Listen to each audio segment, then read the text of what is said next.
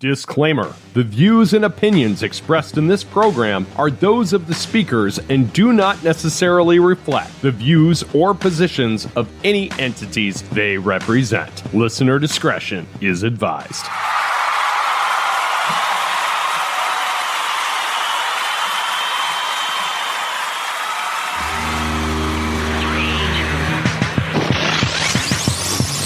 $525,600 minutes. That's how many minutes there are in a year, and my next guest has not let a single one go to waste.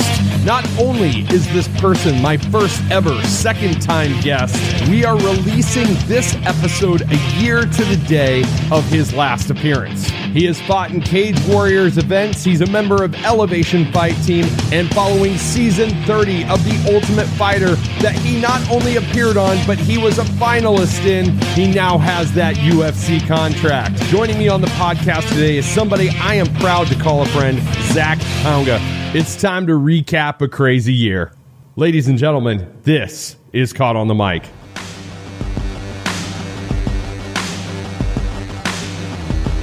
So, sitting across from me is the first ever two-time guest of Caught on the Mic, and it's so appropriate because we're on the one-year anniversary of his first appearance on the show, and a lot of stuff has happened in this last year. It's Return of the Zach. What's up, buddy?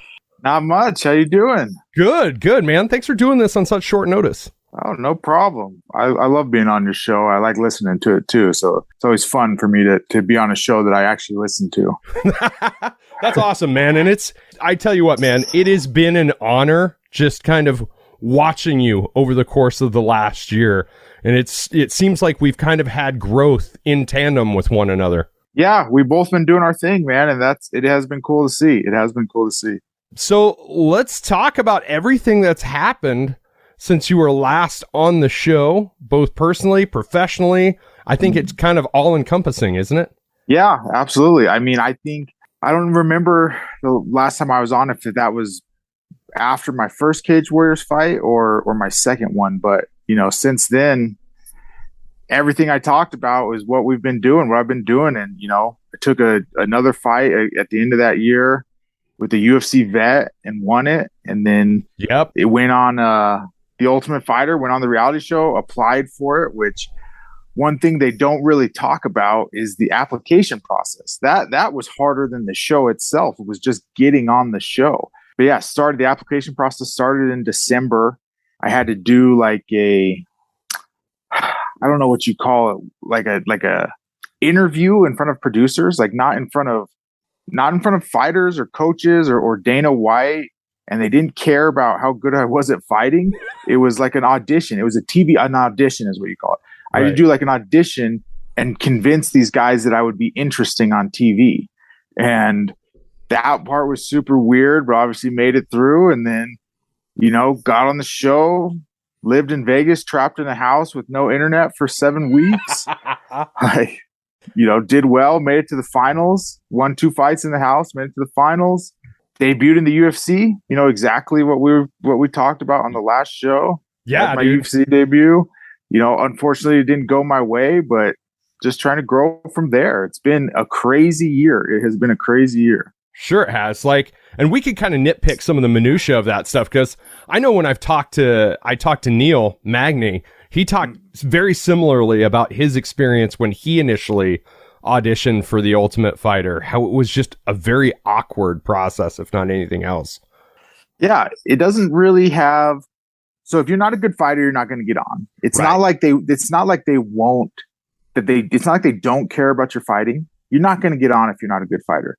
But they don't just want good fighters. They want people that are going to make good TV, make interesting television, and that's what you have to prove to them. They're not even going to talk to you if you're not a good fighter. But then you have to sit there I think my audition was 45 minutes long in front of 4 dudes. I had no idea who they were, just trying to convince them that people want to watch me on TV. Your last appearance on my show was August 22nd of last year, 2021. And I asked you where you saw yourself 6 months from now. And you said in the UFC. And it was funny. I did the math and I was like, holy shit. It came to fruition. Yeah, man. You got to speak it into existence. Before anyone believes in you, you got to believe in yourself. For sure. And that's just how you have to do it when you're shooting for it to be more than just, a guy sitting in a cubicle. So that last Cage Warriors fight before that came into fruition, was that a short notice fight for you or for your opponent? So it was for both of us, I guess. I had agreed to fight someone else on that date. Yes. And he wasn't a UFC vet with 20 fights, the guy that I agreed to fight. And that guy didn't show up, just didn't even show up. And the only person that would take the fight on short notice was this guy who had Marcus Perez. Right. He had 8 fights in the UFC and he had just been cut. This was his first fight outside of the UFC. And he took it on short notice because he's trying to get back into the UFC. Yeah, that makes a lot of sense. Because I remember it was short notice for somebody. I just didn't remember exactly how that process worked out. So since that fight and kind of predicating the Ultimate Fighter audition, did you change up anything in your training stature or anything else, just kind of any switches kind of get flipped before you started moving into that audition process? Not really. That was an interesting fight because it was a difficult fight and it was a big step up in competition. And it was just understanding that, for me to have success, like a lot of my early career, I was trying to imitate Curtis Blades. He's my main training partner. He's an amazing fighter. I was trying to be him, in every fight. And with Marcus against Perez, I went out and wrestled heavy the first round and he was a better wrestler than me. And that's not something Curtis has to run into. Right. So that fight, I had to realize, okay, this guy's a better wrestler than me. I need to do something different to win this fight. So I changed to the striking, won the fight on my striking. And after that, the training and then how I went into the show was just a new mindset. I'm not Curtis Blades. I'm not going to be able to just throw everyone on the ground and beat them up from sitting on top of them. My striking has to be tight. My jiu-jitsu has to be tight. I have to focus on my more well-rounded game. Yeah, that makes a lot of sense. You made the transition from light heavyweight to heavyweight for the sake of the show. And I kind of want to attack this from 2 points of view. First and foremost, is that where you plan on staying or what's the plan? Let's address that first. So I do plan on eventually going back to light heavyweight. I like not cutting weight. That's definitely nice. At this point, they don't really advertise it, right? They say we're fighting for a contract, Right. So I still have a UFC contract. I'm still contracted with the UFC. It's whatever they offer me. If they want me to fight at light heavyweight, I'll fight at light heavyweight. If they want me to fight at heavyweight, I'll fight at heavyweight. There are pros and cons to both. I like being the faster, more in shape fighter. I had success on the show at heavyweight. I really liked it. But, for the people that watched my fight, watched the finale, you have to deal with a different thing at heavyweight. Someone can put your lights out just by grazing your chin. And it's, it's a tough game at heavyweight. But I tell you, one of the things that I saw, I think it was on Twitter in particular, a lot of the compliments that were thrown at you about that finale fight was you were moving around like a damn middleweight, man, for being a heavy. Yeah, that's my game. That's my game at heavyweight and light heavyweight is speed and athleticism. I don't have the wrestling background. I don't have the combat sports background that a lot of guys have. But I have an athletic background. I've been moving my body for longer than anyone here, in the UFC. So that's just how I fight. And that's, how I like to approach fights. And it was working for a while until, 6 inches, my hand being here instead of here. That's all it was. Oh, man. So we'll talk about that in a minute too. That first round, holy shit, man. You were moving like none other. That is strategic advantage. Just that speed that you pushed forward. Yeah, absolutely. And that was, like I said, that's my game plan. That's my strength. And it was also a, opponent specific. I wanted to put the pressure on Muhammad. As we know, he's hit super hard. Yeah. So I wanted to make him miss. I wanted to put the pressure and have him feel the speed early. And it went well. It was a great round one. Yeah, it was. Yeah, you won that round definitively. I had a basement full of guys watching. Nice. Yeah, we had a little party. We had some pulled pork. I grilled everything up. You had the Nice. you had the Zach fan club in Mike Clark's basement. So I appreciate it. I appreciate it. Dude, I appreciate you, man. This is I've really enjoyed interacting with you over the course of the past year, because one thing I pointed out in the last episode is there was just something that clicked with me listening to your story. And I even said this in the epilogue of the episode that I recorded, where I just said, I feel like I'm kind of party to something here that's going to be much bigger than we can anticipate. You know, talking with Bobby last week, I talked with Bobby Maximus, and he said the same thing. Caitlin has said the same thing about you. How does that make you feel, knowing that your peers view you in that same light? You know, it obviously feels good. I do appreciate them, and especially from people that I think highly of as well. And it's if you're doing what you're supposed to do, this is like, right. You have to be ready for pressure to be put on you. And that's just how it is. I have people talk to me about all the time, like, you know, I was talking smack in the lead up to this fight, doing all that stuff. And people are like, oh, but you're putting so much extra pressure on yourself. It's like, I want that pressure. I welcome that. That's what I am searching for. I'm seeking that out. I try and live a life that people look at me and expect, man, this guy's got to do something. I hope he's headed somewhere, you know, and that's, you know, I'm glad that that's how people that I think highly of view me. And it's just the life that I'm trying to live. I'm trying to live a life that's worthy of expectation. That's amazing. And isn't that a saying in Vinny's gym as well? Pressure is privilege or something along those Pressure is a privilege. Yes. That's what's in a neon sign in Vinny's gym. Yeah, that's what Lavelle told me. It's like, that is fantastic. I even named his episode off of that. I'm like, God, that's genius. That is absolute genius. So let's talk a little. And it's true. Yeah, it is. Absolutely. Yeah. Absolutely. And the thing that I think people kind of lose sight on really typically is nobody is going to put as much pressure on you as you are. Absolutely. Well, and if you're trying to live a life worth living, I think a lot of people today are skating around trying to avoid pressure, trying to avoid expectations, just trying to lay low. And they do that for 20 or 30 years and just realize they're very unhappy. Yeah. I have to clarify this and put this qualifier out there so I don't come across as insensitive to anybody that's struggling with mental health, because I'm a huge advocate for people keeping their mental health in check.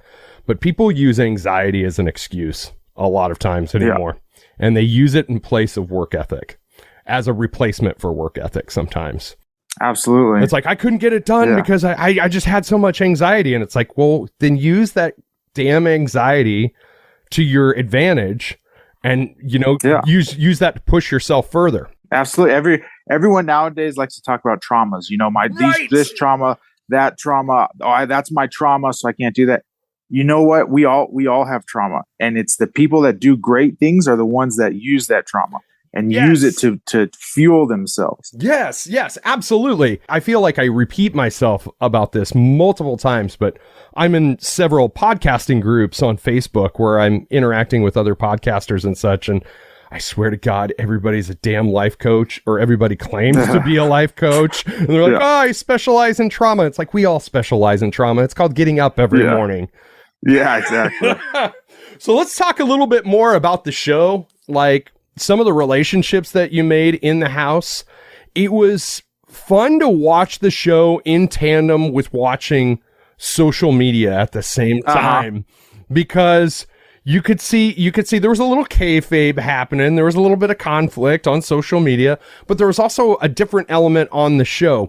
One thing that Claire, Bobby, and Caitlin kind of all relayed to me is, you're only seeing a certain percentage of what's actually happening. So let's talk about some of the relationships you formed in the house, and are you still carrying those relationships with you today? Yeah, so me and Bobby obviously became very close in the house, and you know, we still talk almost every day and have stayed close since getting out of the house. You know, we were just both.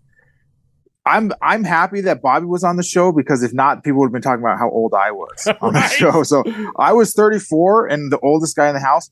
other than Bobby Maximus, who was 43. Right. So he got all the old jokes, all the old stuff was pointed at him. But we were both like men in the house. You know, we both had kids. We both have, you know, had stable careers that we left to do this. So we just immediately hit it off and really connected and have stayed great friends this entire time. Right. Other than that, you know, me and Caitlin were tight just because she was, I feel like, the only other person in the house that kind of understood that, like, we're making a TV show here. You know, none of this is real. Right. Even the training, even all this, none of this is real. And she had fun with it. And we would like roast each other back and forth a little bit. And we were both having fun of it. No one was there getting their feelings hurt. So we still talk on social media every once in a while, and she does help me out on social media sometimes because we've talked about that. I'm trying to get better. Yeah, I'm trying. Her and Bobby are both all-stars at social media, dude, and I'm trying to get better at it. Dude, tell me about it. They both help me. Yeah, because I brought that up with both of them. I said, man, after the show was over, Zach's social media game got fire. That was awesome. Like, the whole, like, you're the dad of the house and Bobby's the creepy uncle bit. That was the shit. I loved that. Of course, Caitlin was like, I said, so was this due to your help? And she gave all credit to Bobby. And I was like, no, I think it's a combination of both of you.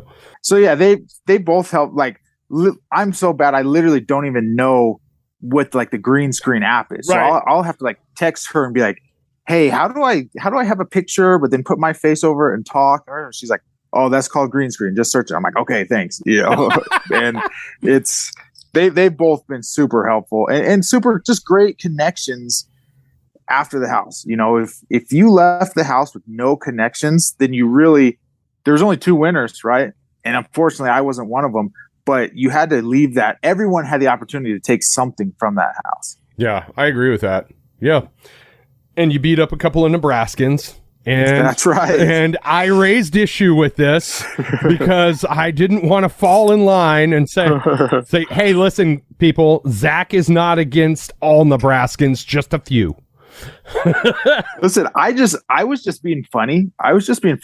And people got really upset. Dude. A lot of, I'm talking hundreds of messages from random Nebraskans wanting to fight, calling me all these names, and they don't realize that just makes me want to do it more. Oh yeah, that just makes me want to do it more. Yeah, dude. And the thing is you almost need to take a fight against a Nebraskan and just and walk out in Husker gear just to throw it in their face. You know? Well, I would never do that. Well, yeah, because you don't want to walk out in Husker gear. Yeah, I would never purchase Husker gear. Dude, people ask me all the time. They're like, "Are you a Husker fan?" I'm like, I have to wear it because it's my state issue uniform, but I don't follow the Huskers.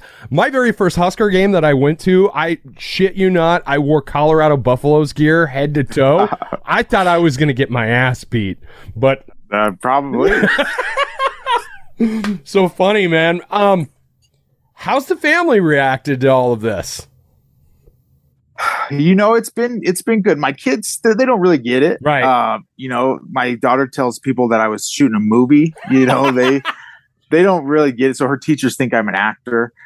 But they you know, they still love me. My wife she's always my biggest supporter, and she doesn't like the trash talk either. And she's trying to like deal with, you know, supporting me, but also being the wife of a guy that's kind of seen on as a jerk on social media every once in a while.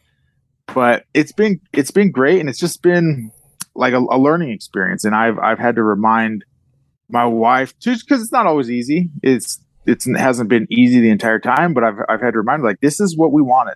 Yep. These are the problems that we wanted. You know, USADA waking us up at 5 a.m. for drug tests, doing, you know, 15 podcast interviews in one day. Yep. These were the problems we wanted. This was the life that we, a year ago when I quit my job, we're hoping to have. Yeah. I remember on that last episode of the podcast, you talked about the fact that your parents hated that you were fighting. Have they come around at all?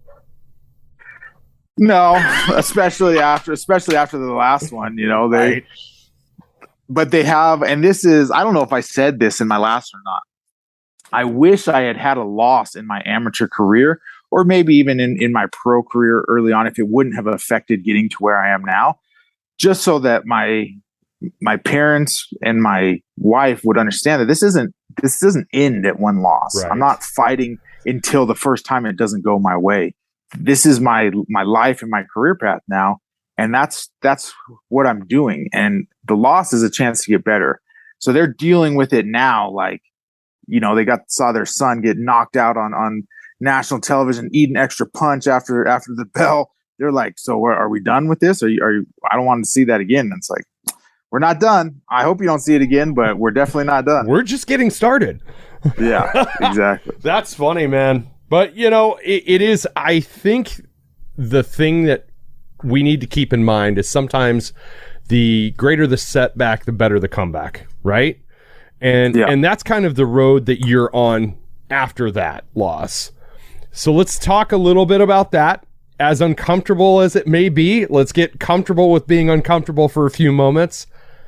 How did you deal with that mentally in that week after? It's frustrating. It's super frustrating because after a KO, you can't go right back into the gym. Right. That's what I want to do. I wanted to be back in the gym on Monday and train again. But you have to be smart. You have to take care of your brain. And then I'm doing things all the right way. And so I'm just trying to do as much mental work as I can. Right. I've watched the fight a million times. And, I tweeted about this after the fight and it blew up. I wish this, it was kind of cool to see it blow up, but I wish I didn't have to, lose for it to happen. But, I tweeted that if I were to just say, I was doing great and I got caught, that's not, I'm denying myself a chance to get better. Right. I was boxing with a heavyweight with my hands down. Right. That is idiotic. Like that's egotistical. And that's something that I have to clean up. I have to do the work. I have to do the mental work of keeping my hands up, keeping them exactly where they're supposed to be, and not thinking that I have such a speed advantage that I'm going to be able to dodge every single punch before they hit me, because a heavyweight only takes one. Right. Dude, that level of self-accountability is one of the reasons you have earned my respect tenfold, because if you can't self-analyze, then why are you even doing this? It would be easy and it would feel good to just say, oh, I was winning and got caught. I win that fight 9 times out of 10, all that stuff. But it's not the truth. And that's what, in my opinion, martial arts and individual sports is all about, is finding the truth, developing the truth. Muhammad was better than me. He found the crack in my defense, and now it's my job to get better. Yeah. And then, like I said, we're not done. This wasn't, I fight until I lose and then I quit forever and talk about it. We are going to get better and come back. And that's all you can do anytime you stumble in life, is look and be truthfully honest about what went wrong and fix it. If you had to call your shots right now, would you run that fight back? I would. I mean, a lot of people have asked me that too. And this question has come up. I would absolutely 100%. Yeah. That it is just the way things work. We will probably never see each other again inside the cage. Just, I would love to. Right. I would love to, but that's just the way I see things now. I do see the push for light heavyweight being what the UFC probably wants. Okay. But who knows? Yeah. We'll see. Yeah. So the thing that gave me now I talked about anxiety earlier. Now I'm actually going to I'm going to actually personalize anxiety. The thing that gave me anxiety following that fight was seeing the clip replay over and over and over again. Being the guy, how did you deal with that? It doesn't bother me. I like to think that I'm, a super honest and genuine person. Right. And if the roles were reversed, I would want it played at the beginning of every sports center until the end of time. It doesn't bother me. I've lost. This is the first fight I've lost, but I've lost football games. I've been on the wrong side of, ESPN top 10 before, and it's just part of the game. How many interceptions has Tom Brady thrown? Do you think he gets upset when they show the him throw an interception? It just is what it is. It's a part of the game, and it doesn't bother me. Yeah. I think it bothers the people that know me and my friends more than me. But it's live it up. He did what he had to do, and I'm not upset about it. I just got to get better. That's all it is. It's a nice little reminder for me. I have the picture of the ref waving the fight off and me knocked out. That's my phone screensaver right now. And that's just what, anytime I look at my phone, anytime I want to open my phone, that's what I have to look at before I open it to do whatever social media scrolling I want to do. Jesus, you masochist. It's just a reminder. It's just a reminder that we can always get better. Oh, man. I tell you, do you feel that sense of psychology about it came to you from, the rugby days and from the football days? Yeah.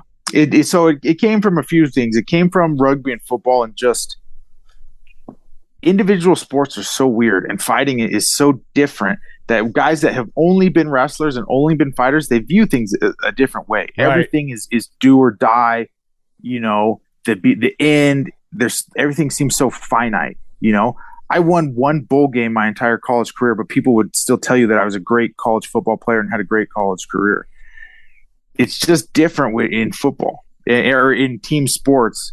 It's a different mentality of you do lose. There's no NFL team that has never lost, right? And they just try and get better for every season and take life in seasons. There's times to get better. There's times to perform. And then after both those times, you have to assess and say, was I good enough? And did I perform? Right.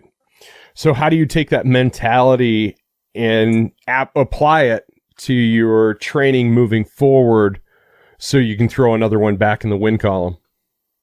So now I have a very specific, hole that needs to be filled. I need to make sure that at no point am I boxing with my hands down, that my hands stay up, even if I'm winning, even if I'm doing better than my sparring partner, than my opponent.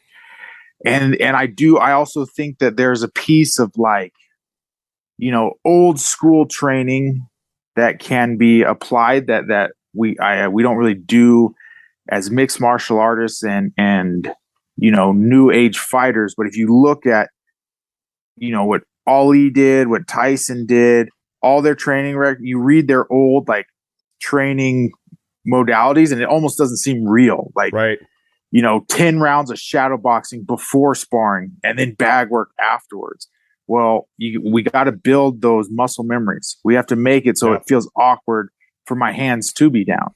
And that just means doing those things that it's not going to take anything extra physical from me.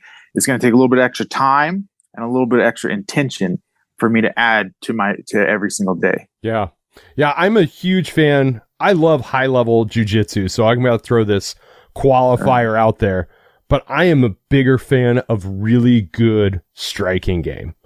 And I think that's kind of the equalizer that, determines an exciting fight. The difference between an exciting fight and, well, that was a good fight. You know what I mean? Yeah. And absolutely. And I think you're dead on by using Tyson and Ali as examples. I think the training is a little bit different if you're going to make striking your specialty. Yeah. Well, yeah, and it's especially if you're planning on trading, which is hard to do with little MMA gloves. It's different than boxing, but there's just, at this point, there's no reason not to do it. Right. Like I said, it's not gonna tax my body anymore to add 5 rounds of shadow boxing in the morning, but it's going to hopefully get me to that spot where I'm not throwing a jab with my right hand down, which was the issue here. Yeah, I gotcha. So we've talked about the actual physical psychology of the fight game. Let's talk more about the social psychology that's kind of been involved with this past year, because that had to flip a switch to have so much happen in such a short period of time with you. Does it feel like you're kind of making this connect the dots picture where you're just kind of anticipating what the hell's going to come next? Yeah, I mean, I do, like, things have happened so fast, Right. that it is hard to be like, what do we do next? And what I, told my managers and stuff when I went on the show, like, at this point, everything's going to take care of itself. Right. They no longer have to try and get me in the UFC. I'm going to get myself in the UFC. The fights are predetermined. They don't have to try and get me good matchups or anything like that. But what I'm trying to do now is use this platform to expand every other piece of my, brand. And that has been, like I was talking about earlier with the social media, it's been difficult. And it has been like the guys like popping off and chirping at me from the show actually made it easier for me. That made it fun. Like, okay, now we have something. Now I don't have to make up content. Now I've got content. I'm good at talking trash.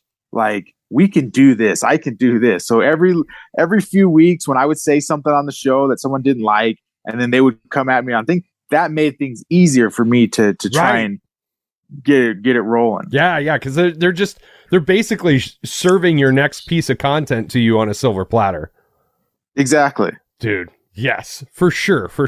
I think it's a weird thing, and that's a big difference between now and, say, even 20 years ago, is how vital social media is for branding and trying to figure out, how do you jar an algorithm loose? What the hell is an algorithm?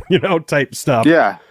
So no, exactly. And I don't try and focus too much on that, on the deep part of, algorithms and posting times and stuff like that. I just try and have genuine, authentic content. The one thing that I never want to do is post because I wrote down we post on Sundays at 4. Right. Like, I want it all to be real and genuine. I don't endorse any products that I don't actually use. I don't try and push anything on anybody. My goal is just like, if you think my life's interesting and want to peek into it, here it is. Here you go. Right. And in the past year, you have, so are you being endorsed by First Form then now? Yeah. Yes. So you've picked up the endorsement from First Form. You've become a proud Traeger owner.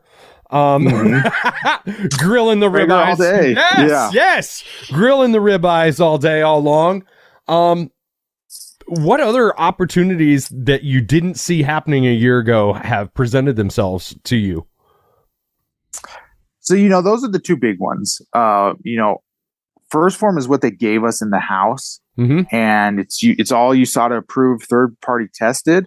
So I'm super fortunate to work with them, because it's great products that I would be buying anyway. Yeah. And it's so great. I love their stuff. So, and this is exactly what I was talking about.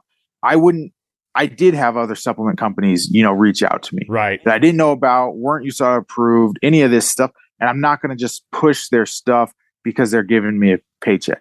I literally use my own money to buy First Form stuff. I take it every single day. And that's why it has been, amazing to work with them and now be like a part of their team. And then the Traeger stuff, I don't necessarily want to get too crazy on my diet, but I do like a pseudo carnivore-esque diet. Right. So I'm grilling meat twice a day, every single day. And the Traeger is just the best way to do it. Yeah, absolutely. And so that's why and it's another one. It's the same thing. I'm already using it. And now, having those guys support is just amazing. Yeah, absolutely. I'm sure you heard it, but Bobby said if you say his name into the mirror 3 times after dark, he'll appear. I told him that I would do that, but I'd have the Traeger fired up. He told me I had to have 85 Wagyu though.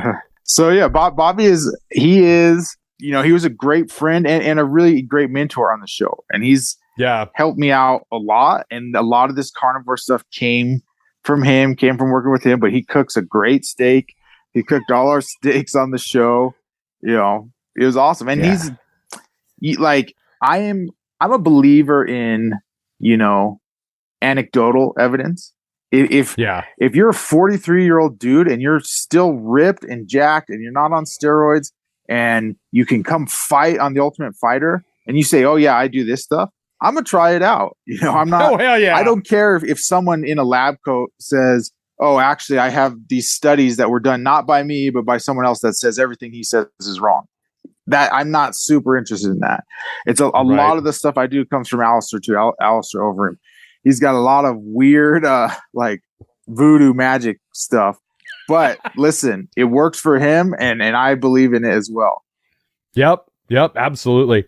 Let's talk about mentors for a moment, because one of the highlights of the show for me was watching Vinny go off after that Jordan Heidemann fight. How dope was that? It was so great when they came up.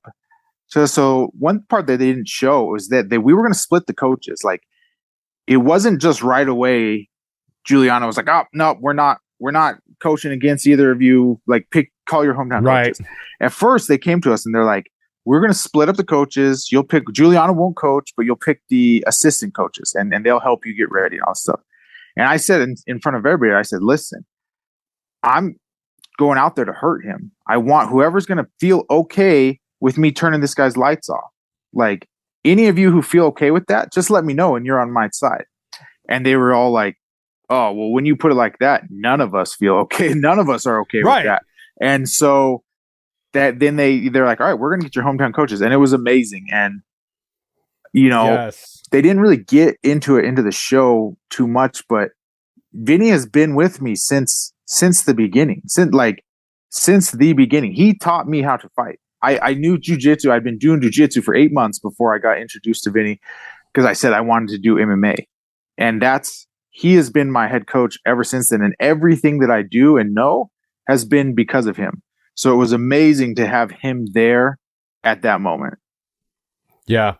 This experience, that's another thing that I've observed over the course of the past year. And I don't know if it's always been that way or if it's just become more transparent, is how tight you guys have all got, like the whole team, like your whole guerrilla gang, if you will. It's amazing to watch that, because I think there's something very unique and special to that I don't necessarily see with other fighters and other teams, and I'm talking about Vinny, Cody, Curtis, yourself, Ben. Like, that's fantastic. So how is that added to your game? So it honestly happened during COVID.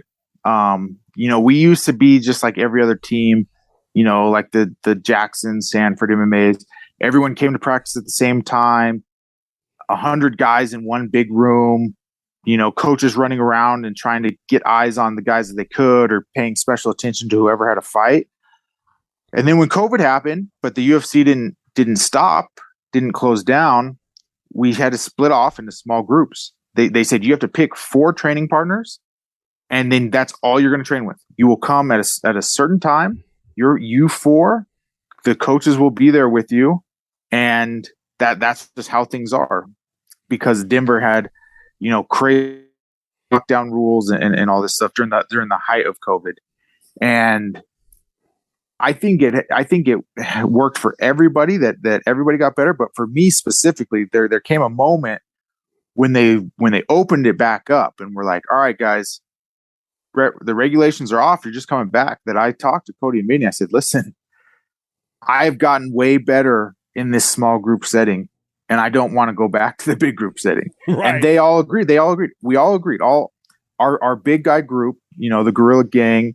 Cody wants to call us the Juggernauts now. Our big guy group, we all got so much better, and we all agreed we're still part of Team Elevation. We're still going to be part of the team practices, but we're going to keep this special small group and make sure that all 4 of us are getting together at least 3 times a week to just keep doing what we've been doing. And that for me is why I think I was able to climb so high. I think Curtis is the most special athlete in MMA. He was going to be champion with or without that. But for me, that was like 2 years where dudes weren't training, guys weren't getting better, and I was rocketing forward. And so I think that is where I caught up. That's where I caught up to the MMA world, was during COVID. Yeah. Cody's got some funny ass stories about training that I will not repeat on the podcast. But listen, he explained why the windows were blacked out. Yeah, exactly. But people don't understand. People don't know that like Colorado MMA, Cody, Vinny, these guys, this is MMA royalty. Like they don't realize that these guys were the training partners for, Rashad, John Jones. All these dudes came through the Grudge Elevation group that Vinny and Cody come from. So people don't realize the lineage that we have at Team Elevation. My best friend from high school, Quentin, when we came out back in early July, and we stopped by practice, we left and I was like, dude, my neck's hurting. And he goes, why? And I said, because I kept fucking whipping my head around every time I turned. Some other badass was walking through the door. That was awesome. Yeah. It was awesome getting to see you guys, do your thing in person. And that was a special experience. So I feel very privileged to be a part of that day, by the way, in case I haven't ever said that. No, absolutely. It's great. It was great having you out there to see it in person and not just on social media all the time. Right. And I have to make a better habit of making more trips out to Colorado. I used to come out 2 to 3 times a year, but it's been funky since COVID. We said. So yeah. So I got to tell you, man, you've got a very special support circle around you. Your teammates, your coaches, your wife. I had the pleasure of talking to your wife when your shirts came out. And I was like, yeah, I need one of those shirts. So I got one of the shirts. And dude, I hope you realize how proud of you everybody is. Like, win, lose, or draw, you did your damn thing this last year, and it's been a privilege to follow along with, man. Thank you, man. Thank you. And like, I just want everyone to know I appreciate everybody that supports me, and I'm not done yet. This isn't the end of it. This is just the beginning. Like, how exciting is this? And this is just getting started, man. This is just getting started. Do you have something kind of in mind, or is there anything that you're able to talk about at this point in time? Well, so like I said, I'm still contracted by the UFC. I have to get medically cleared after the knockout. I personally would like to fight before the end of the year, but that just based on the medicals we got to look at, I don't know if that's going to happen. That's what I would like to happen, but. And the truth of it is, you don't go 0-2 and stay a UFC fighter. Like, my next fight is for my job. And so it's going to be, you're going to see the best version of me in this next fight. And I am excited and I want it to be here now. And I just have to play the waiting game and get healthy and improve and fill the holes and be able to say yes when the UFC gives that call.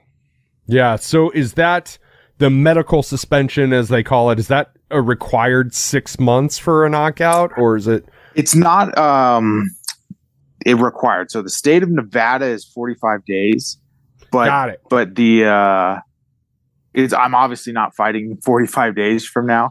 I have to pass some like neurological exams and I have to be cleared by a doctor. I think the medical suspension is they call it indefinite, and it's like until a doctor clears you to perform again. Gotcha. So you just got back into training this last week, correct?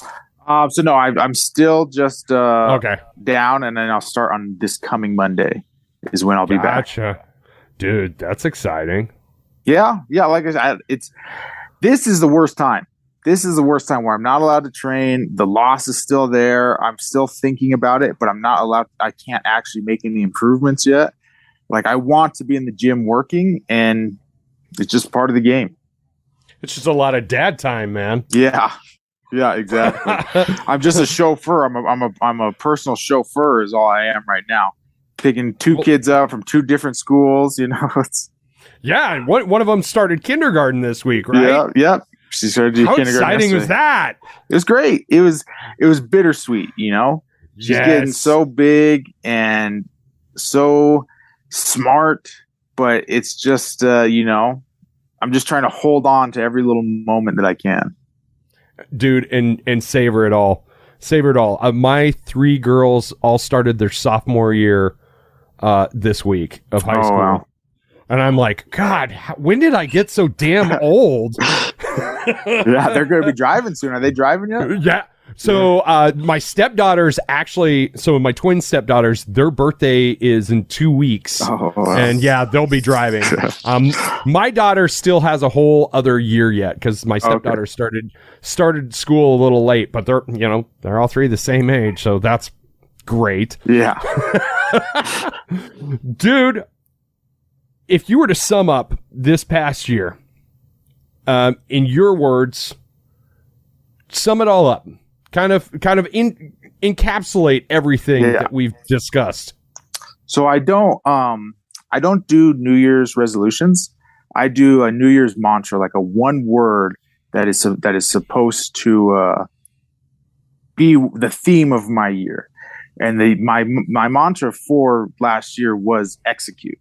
Like I had the skills, I had put the work in, I had put the time in. Now it was time to execute. It was time to get done what I need to get done.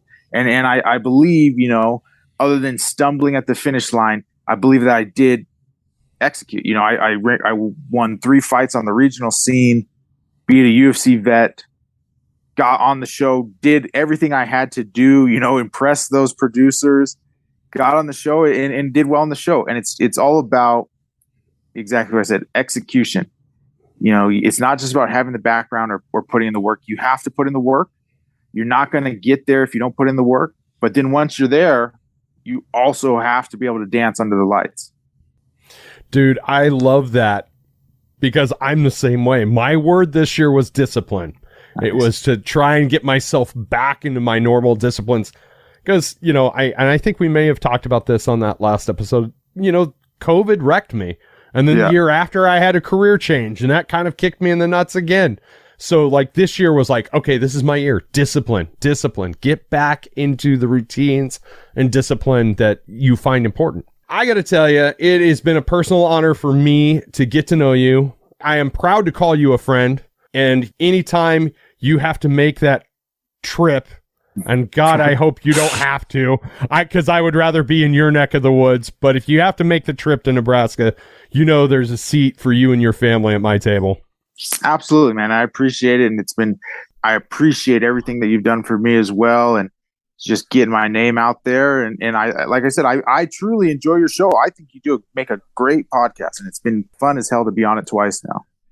Man, listen to us. We're giving each other the respect talk, and neither one of us have had any alcohol to drink. I'm drinking tea. Yeah.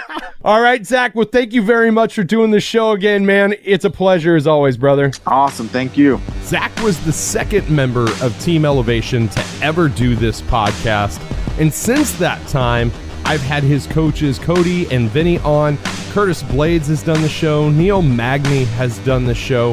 And I make it a point, aside from the fact that I greatly admire these guys, to interact with as many of their social media posts as possible, even to the point of making me look like a stalker, because I know how the dumb social media algorithms work. My point being, if you are not giving Zach and Team Elevation a follow on any of the social media networks yet, please do so as soon as humanly possible. They deserve our support. I love those guys. Also, make sure you're giving a follow to High Altitude Martial Arts and Vital Training Systems as well. If you're feeling generous with the social media follows, make sure you follow Caught on the Mic on all social media platforms. I appreciate the support. Please interact with as many posts as possible. This has been Caught on the Mic with Michael Clark. Until next time, thank you.